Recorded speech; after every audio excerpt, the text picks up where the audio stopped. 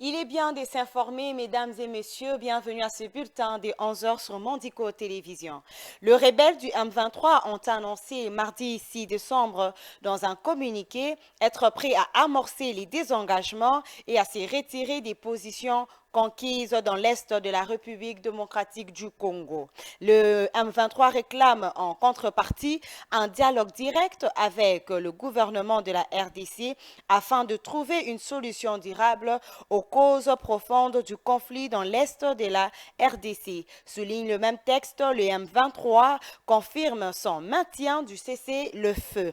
En ce qui concerne la mise en œuvre des dites recommandations du sommet de Luanda, tenu le 23 novembre, allais-je dire dernier, le M23 est prêt à amorcer les désengagements et à se retirer de positions conquises, même s'il n'est pas représenté au dit sommet, souligne le communiqué du mouvement signé par son porte-parole politique, Laurence Kanyuka. Le service de sécurité a mis la main sur les 14 présumés assaillants armés accusés d'avoir commis des violences à Kwamut, dans la province de Maïndombe, où le conflit entre Teke et Yaka a fait plus de 200 morts depuis juin dernier. Parmi les personnes arrêtées, il y a 9 hommes et 5 femmes, dont 2 portent des bébés. Elles ont été présentées lundi au gouvernement de Kwango. Plusieurs biens volés lors de l'attaque dans des différents villages de Kwamut ont été récupérés des mains des assaillants.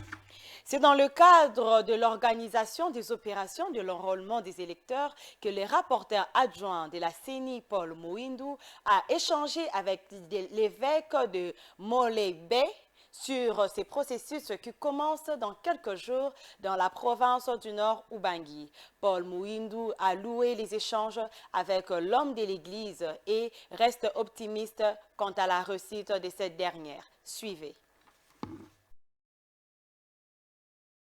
Nous sommes venus échanger avec notre évêque, justement dans le cadre d'échanger sur les activités que nous menons dans cette province.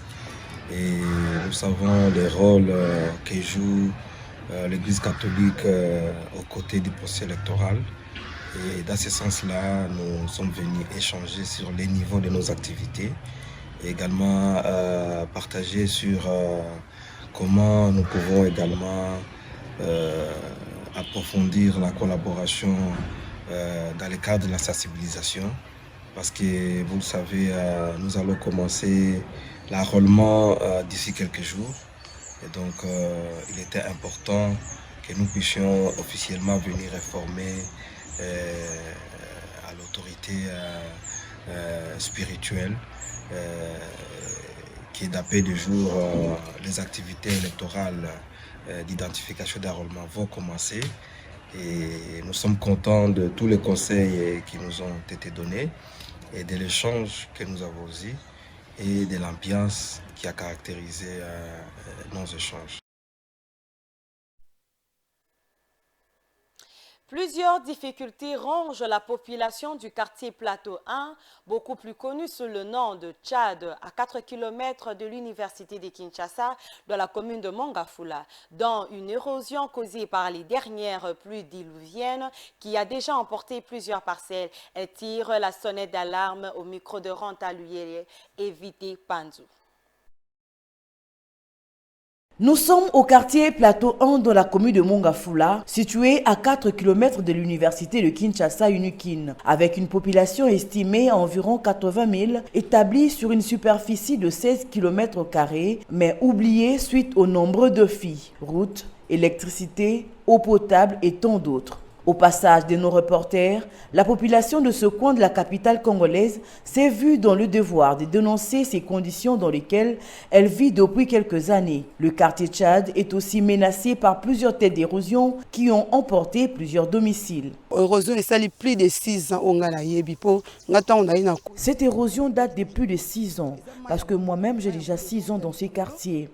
Ce sont les eaux de pluie qui détruisent nos habitations. Moi, j'en suis victime. Parce qu'on a pression à ma casse.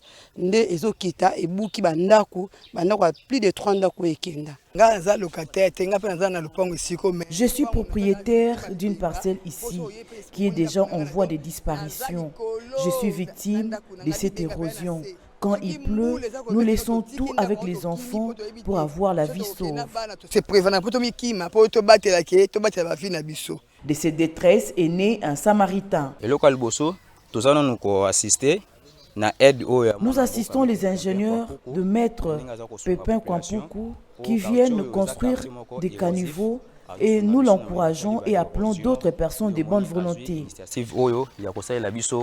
Canalisation ya mai oyo to na susi azali na yango yango moni et tozo senga pe na baye mususu oya mawa lokola ye baya vraiment ko sunga ye na musala ozo sala oyo.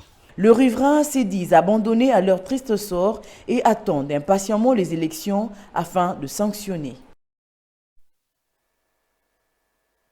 C'est la fin de ce bulletin. Mesdames et messieurs, merci de l'avoir suivi.